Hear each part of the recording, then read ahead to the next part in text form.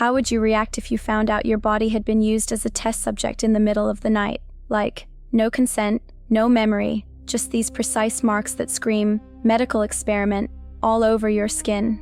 I'm Zoe Mitchell. I'm 31 now, and I live in Boise, Idaho, specifically in the North End district near Harrison Boulevard. But, let me back up here because this story doesn't start in Boise, you know? It starts way earlier, and you need to understand my whole journey to really grasp why what happened to me was so methodical, so calculated. So growing up, and this is important, I was born in Twin Falls, Idaho in 1994. My parents, Frank and Caroline Mercer, they were these really conservative Catholics, right?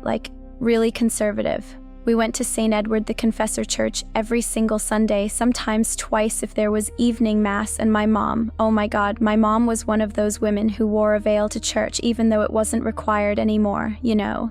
But even as a little kid, I'm talking 5 years old, sitting in those wooden pews that always smelled like lemon pledge and old people, I'd be asking these questions that made Father Ramirez really uncomfortable. Why can't we talk to God directly? Why do we need all these middlemen? And my mom would get so embarrassed, constantly apologizing to Father Ramirez for my difficult questions. But here's the thing, and I didn't realize this until way later, I was already experiencing what I now understand were enhanced consciousness states. During Mass, during the really quiet parts when everyone's praying, I would sometimes just know things about people, I'd look at Mrs. Kelly 3 rows ahead and suddenly know that her husband was having an affair, or I'd sense that the altar boy, Tommy, was being abused at home. I never said anything because, you know, what 5-year-old talks about that stuff? But it was there, this ability to perceive information that wasn't coming through normal sensory channels.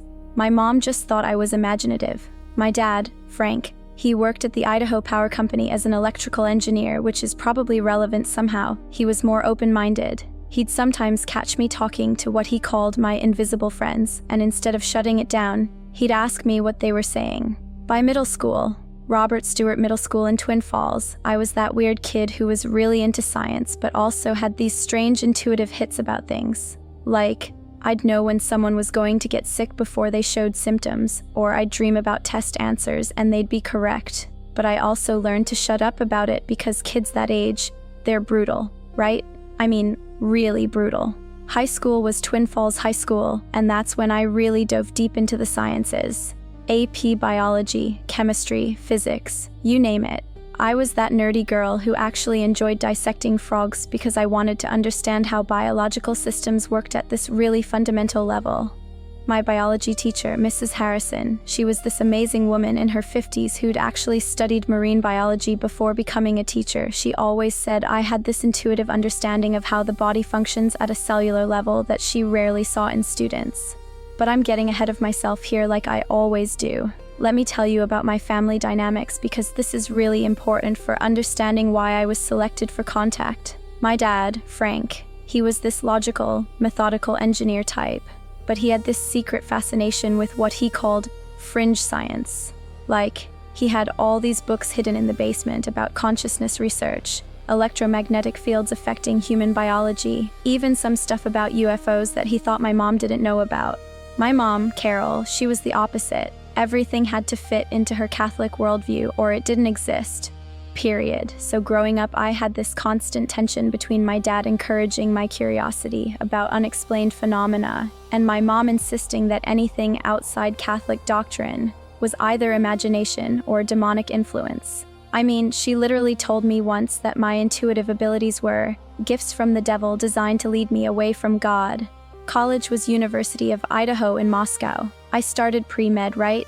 Because my parents wanted me to be a doctor. Specifically, my mom wanted me to be a pediatrician so I could help children in a God-honoring way.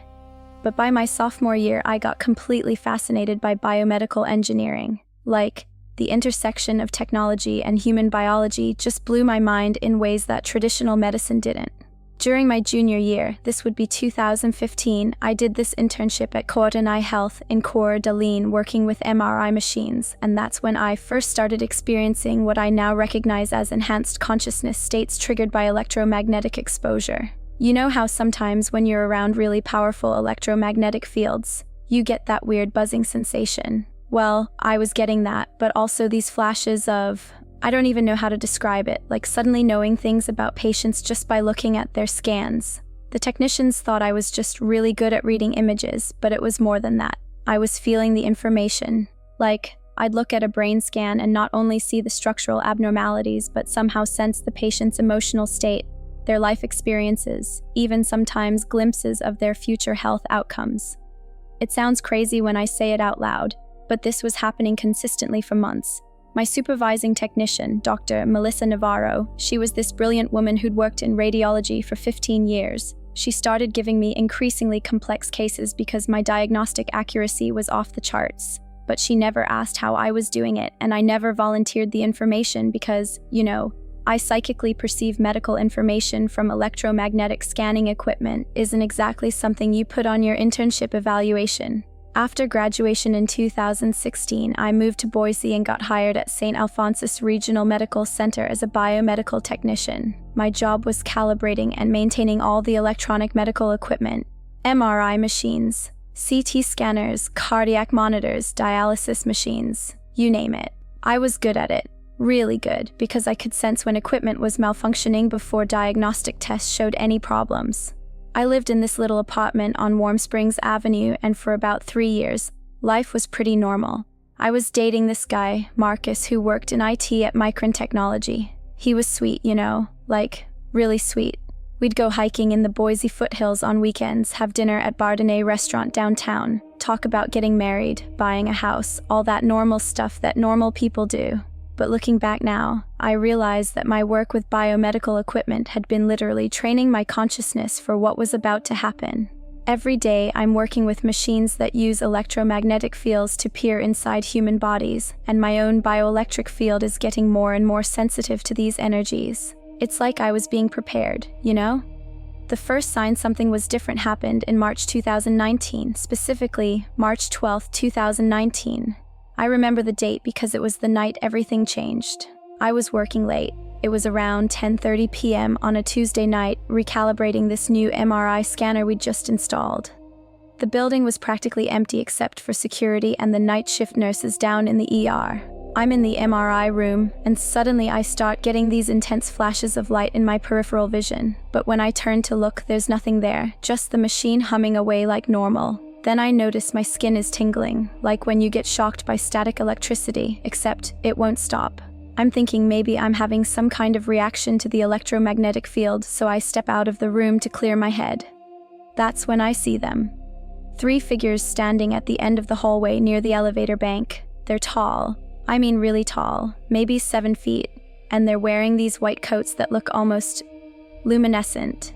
But here's the weird part, they're not moving like humans move. They're just sort of gliding down the hallway toward me. I blink, right? Like, I'm thinking maybe I'm more tired than I realized. Maybe I'm seeing things. But when I open my eyes, they're closer, much closer, and I can see their faces now. And oh my God. These are not human faces. Their faces were... Okay, how do I even describe this? Imagine if you took a human skull and just stretched everything vertically, like really elongated features, but not in a way that looked deformed. More like they were designed that way. And their eyes, oh my God, their eyes were these massive dark pools that seemed to absorb light rather than reflect it. You know when you look into someone's eyes and you can see their soul? Well, looking into their eyes was like staring into deep space. Just nothing staring back at you. I'm standing there in the hallway, still holding my calibration tools, and my rational mind is just screaming. I mean, I'm a biomedical technician, right? I understand electromagnetic fields. I know about hallucinations caused by exposure to strong magnetic fields. I'm thinking maybe the new MRI scanner has some kind of shielding issue that's affecting my visual cortex. But then one of them speaks to me. Not with words, like telepathically. And the voice in my head is so clear, so precise. Zoe Mitchell, we have been monitoring your bioelectric signature. Your consciousness frequency aligns with our research parameters. And I'm like, what the actual hell? But I can't move. It's not paralysis exactly. It's more like my body has decided this is a completely normal Tuesday night conversation to be having with 7-foot-tall beings in the cardiac wing of a hospital. The middle one, and I could tell he was sort of the leader because his energy felt different, more authoritative. He extends this long, thin arm toward me. His fingers were incredible, like each one was maybe 8 inches long with these perfectly articulated joints. "You will accompany us to Laboratory 7. Your cellular composition requires immediate analysis." Laboratory 7. I'd worked at St. Alphonsus for 3 years at that point, and there was no Laboratory 7. We had labs 1 through 5, the pathology lab and the radiology department. That was it. But somehow, when he said Laboratory 7, I knew exactly where it was. Like the information just downloaded directly into my brain. We're walking. Well, they're gliding, and I'm walking down this corridor I'd never seen before. The walls are this strange, iridescent white material that seems to pulse with its own light. Not fluorescent, not LED, something organic. And the whole time, I'm thinking, okay, Zoe, you're having some kind of psychotic break. You need to get to the ER. You need to call Dr. Elmwood.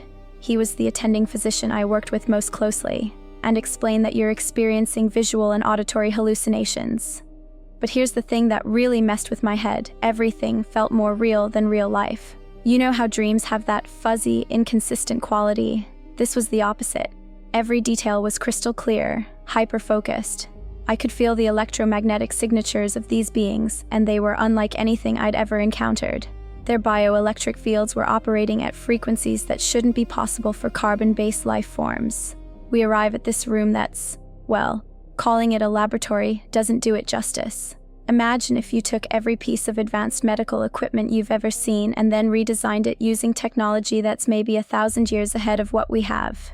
There are these crystalline structures that are clearly some kind of scanning devices, but they're growing out of the floor like plants. And in the center is this table, not metal, not plastic, but something that feels alive under my skin when they guide me to lie down on it. "Your species demonstrates remarkable adaptability," the leader says, still using that telepathic communication method. "However, your current physiological configuration limits your consciousness expansion potential. We require samples for genetic modification protocols." And I'm like, genetic modification protocols? But before I can even process what that means, this scanning beam, it looked like concentrated moonlight, passes over my entire body, and I can feel it cataloging everything. Every cell, every DNA strand, every bioelectric pathway. It's not painful, but it's incredibly intimate. Like someone reading your diary while you're naked. Then they bring out these instruments. Not surgical tools exactly, but these devices that look like they're grown rather than manufactured. One of them, it's shaped like a flower but metallic, unfolds next to my left arm. I watch as it extends these microscopic tendrils that penetrate my skin with surgical precision. No pain, but I can see on one of their monitoring devices that it's extracting cellular samples from multiple tissue layers simultaneously. "Your work with electromagnetic medical equipment has enhanced your neural plasticity," another one explains. "This one's shorter, maybe 6.5 feet, with markings on its face that remind me of circuit board patterns. Your brain tissue demonstrates unusual synchronization between the pineal gland and prefrontal cortex. This configuration is optimal for consciousness bridge protocols." Consciousness bridge protocols, I'm lying there getting samples extracted by aliens, and I'm still thinking like a scientist. I'm wondering what consciousness bridge protocols could possibly mean, whether they're referring to some kind of neural interface technology, and if my exposure to MRI electromagnetic fields has actually altered my brain structure in ways that made me, compatible with their research. The whole procedure takes maybe 45 minutes. They extract tissue samples from 17 different locations. I counted because, I'm still me even when I'm being experimented on by extraterrestrials. They also do something to my right temple that feels like they're installing some kind of microscopic device. Not painful, but I can sense this tiny presence afterwards, like a grain of sand under my skin. But here's where it gets really interesting, and this is something I didn't tell anyone for months because it sounds so crazy. While they're doing these procedures, I start receiving information, not through my normal senses, but directly into my consciousness, like data downloads. Information about human genetic evolution, about how our species was designed to interface with higher dimensional consciousness, about why certain people are selected for contact experiences. And one of the things they showed me, or maybe downloaded into me, I'm still not sure how it worked, was this understanding that my entire life had been building toward this moment. My childhood intuitive experiences, my fascination with biomedical equipment, my work with electromagnetic fields, even my parents' conflicting worldviews, all of it was preparation for becoming what they called a consciousness bridge. When I wake up the next morning, well, it's actually 6:47 a.m. according to my alarm clock, but I somehow lost 3 hours that I can't account for. I'm back in my apartment, and I'm thinking, okay, Zoe, you had some kind of episode. Maybe carbon monoxide poisoning from the old heating system in the building. Maybe some weird neurological event triggered by electromagnetic exposure. But then I look down at my body and, oh my God, there are these marks. 17 precise puncture sites, each about the size of a pinhead, arranged in this geometric pattern across my torso and arms. And they're not random. They form these perfect triangular configurations that align with major nerve pathways and lymph node clusters. I mean, I know human anatomy, right? These marks are positioned with surgical precision at locations that would optimize tissue sampling while minimizing trauma to vital systems. The mark on my right temple is different, though. It's not a puncture. It's more like a tiny incision, maybe 3 millimeters long, that's been sealed with some kind of biocompatible material I've never seen before. When I touch it, I can feel this microscopic hardness underneath, like there's definitely something foreign embedded there. So I'm standing in my bathroom mirror, cataloging these marks like I'm documenting a medical procedure, and I'm thinking, there's no way I could have done this to myself. The angles are wrong, some of these are in locations I couldn't even reach, and the precision is beyond anything achievable without specialized equipment. I call in sick to work. Dr. Elmwood is not happy because we're supposed to calibrate the new cardiac catheterization lab equipment that day, and I drive straight to St. Alphonsus Emergency Department. I'm thinking maybe Dr. Rebecca Torres is working. She's this ER physician who I've always found to be really thorough and open-minded. But of course, she's not there. Instead, I get Dr. Michael Brennan, who takes one look at my marks and immediately starts asking about drug use, self-harm, whether I'm experiencing any psychiatric symptoms like, I get it. 17 precise puncture wounds probably do look suspicious to someone who wasn't there when they were made by extraterrestrial medical devices. Ms. Mitchell, he says, putting on his most condescending doctor voice, these appear to be self-inflicted wounds consistent with compulsive skin picking or possibly ritualistic self-harm. Have you been under any unusual stress lately? And I'm like, Dr. Brennan, I'm a biomedical technician. I understand wound patterns. These marks were made with instruments that operate at precision levels beyond current human medical technology. The depth is consistent. The healing patterns are accelerated, and there's no inflammatory response around the puncture sites. But he's not listening, you know. He's already decided I'm having some kind of psychiatric episode. He orders a basic blood panel, checks for infections, does this cursory neurological exam, and basically treats me like I'm having some kind of psychotic break. The blood work comes back normal.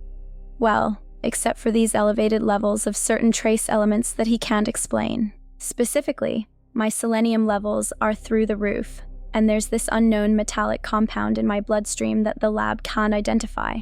Probably environmental contamination, he says, completely dismissing the fact that I work in a hospital and am exposed to the same environment as hundreds of other people who don't have mysterious metallic compounds in their blood. I leave the ER with a referral to Dr. Naomi Lynn, a psychiatrist, and a prescription for anxiety medication, like that's their solution. We can't explain what happened to your body, so obviously you're mentally ill. But here's where it gets really interesting. Over the next few weeks, I start experiencing these enhancements. That's the only way I can describe them. My visual acuity improves dramatically. I can see electromagnetic fields around electronic devices. When I'm calibrating MRI machines now, I can literally see the magnetic field patterns with my naked eye. And the device in my temple, because I'm convinced that's what it is, it starts activating during specific situations. Like when I'm around other people who've had similar experiences. It's like a proximity sensor for altered consciousness states. The first person I tell is Marcus, my boyfriend. We're having dinner at Bardonnay restaurant downtown, and I just can't hold it in anymore. I mean, 3 weeks have gone by. These marks are still visible. I'm seeing energy fields, and I feel like I'm losing my mind keeping this secret. Marcus, I say, cutting into my salmon. Something happened to me at work that night. I called in sick. Something I need to tell you about. And I tell him everything.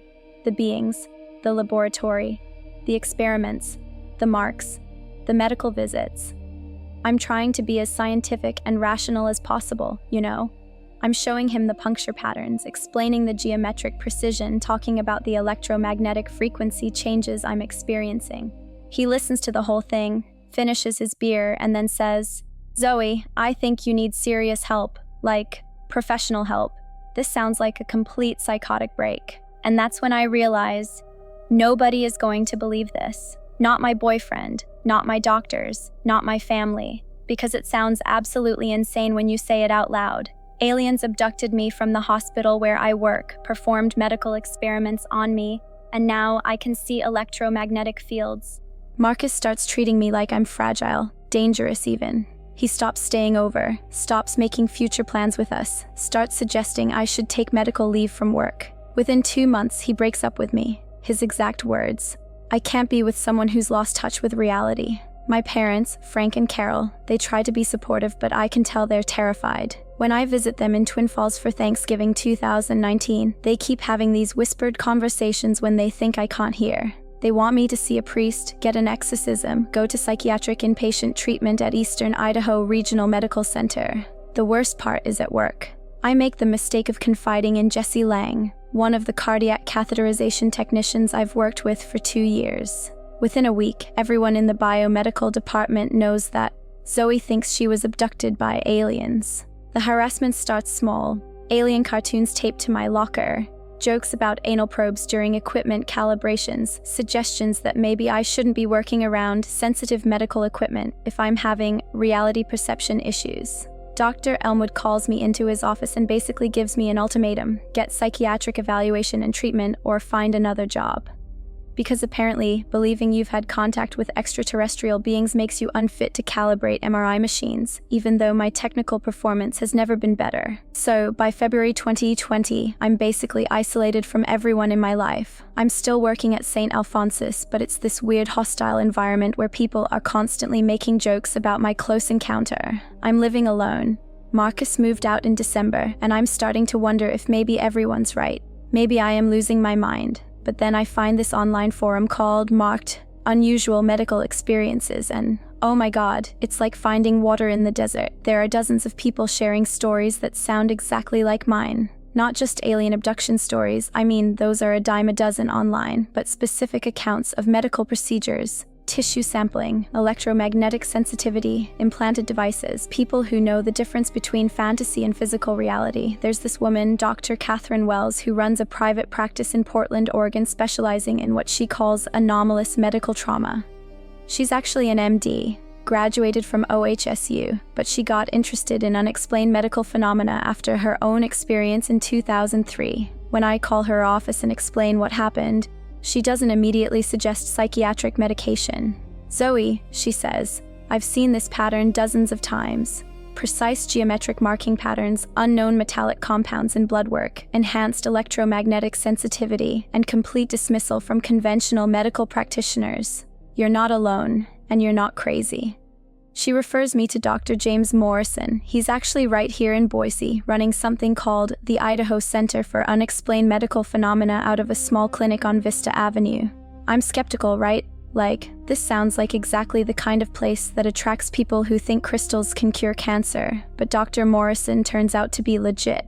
He's got an MD from University of Washington, spent 15 years in emergency medicine before shifting to research unexplained physiological changes in people who report contact experiences. His office walls are covered with medical degrees and research publications. This isn't some new age quack operation. He examines my marks using equipment I recognize from the hospital: high-resolution microscopy, spectral analysis, electromagnetic field detection. After 2 hours of testing, he sits me down with results that validate everything I've been experiencing. The scarring patterns are consistent with precision surgical intervention using technology that operates at cellular level accuracy, he explains, showing me microscopic images of the tissue. The metallic compound in your bloodstream contains isotopic ratios that don't match any known terrestrial sources. And this device, he points to the scan of my temple, appears to be some kind of biocompatible monitoring array. I'm sitting there getting scientific confirmation of what I already knew, but it feels incredible to have someone with actual medical credentials say, "Yes, something extraordinary happened to your body, and here's the evidence." He also introduces me to this support group that meets monthly at the Boise Community Center on Warm Springs Avenue. It's called Physical Contact Survivors, and it's specifically for people who have medical evidence of anomalous experiences. Not just stories or memories, actual physical proof. The first meeting I attend is in March 2020. There are 8 people there, ranging in age from 22 to 67, and every single one of them has documented medical anomalies that conventional doctors can't explain.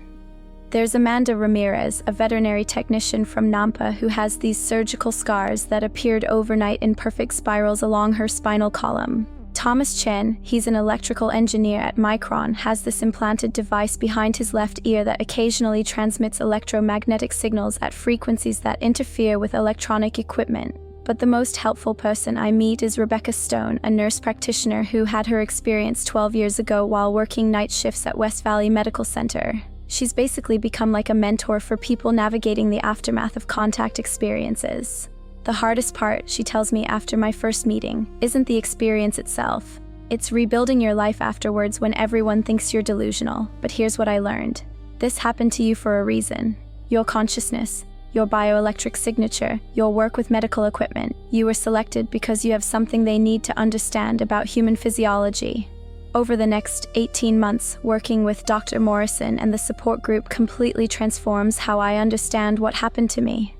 Instead of feeling like a victim of some traumatic medical procedure, I start recognizing it as this incredible opportunity to bridge human and non-human consciousness. The device in my temple, it's not just monitoring me, it's actually enhancing my ability to perceive electromagnetic fields and process information at frequencies beyond normal human range. My work performance at St. Alphonsus improves dramatically because I can literally see when equipment is malfunctioning before diagnostic tests show any problems. Rebecca introduces me to this concept called consciousness expansion through contact. Basically, the idea that these experiences aren't random medical experiments, but strategic interventions designed to accelerate human evolution. The beings aren't studying us like lab rats, they're upgrading specific individuals who can handle enhanced cognitive abilities. By September 2021, I'm not just a support group member, I'm helping Dr. Morrison with his research. We're documenting patterns in contact experiences, analyzing tissue samples, creating protocols for other medical practitioners who encounter patients with similar anomalies. I've become like a bridge between the medical establishment and this hidden population of people with extraordinary experiences. The social isolation gradually resolves too. I start dating Kyle Henderson, another support group member who works as a software engineer at HP Inc. He had his contact experience 3 years ago while hiking in the Sawtooth Mountains, and he totally gets the challenge of integrating extraordinary experiences into ordinary life. My relationship with my parents improves when I stop trying to convince them and just focus on living my life authentically. They still don't understand what happened to me, but they can see that I'm not crazy. I'm not self-destructive, and I'm actually thriving in ways I never did before the experience. The biggest transformation happens in 2022 when Dr. Morrison gets funding to establish the Pacific Northwest Center for Contact Research, basically a legitimate research institution dedicated to studying the medical and consciousness aspects of human extraterrestrial interaction. I leave St. Alphonsus to become the center's senior research coordinator. Now I spend my days interviewing contact experiencers, analyzing physiological data, and working with medical professionals who are finally ready to acknowledge that something extraordinary is happening to a significant number of people. We've documented over 200 cases with physical evidence of advanced medical intervention. You know what's amazing? I'm not angry about what happened to me anymore. Yeah, it was terrifying. Yeah, it disrupted my entire life. And yeah, I went through this period of complete social isolation. But looking back, that night in March 2019 was the beginning of the most meaningful work I've ever done.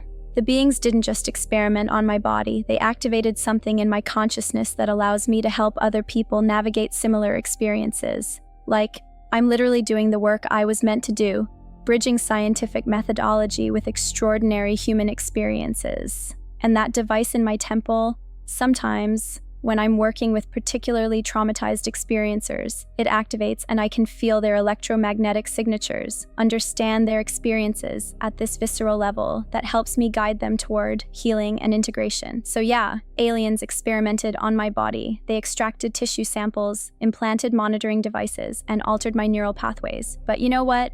Best thing that ever happened to me. Because now I know why I'm here and I'm helping dozens of other people understand that they're not crazy. They're not alone, and their experiences have meaning and purpose.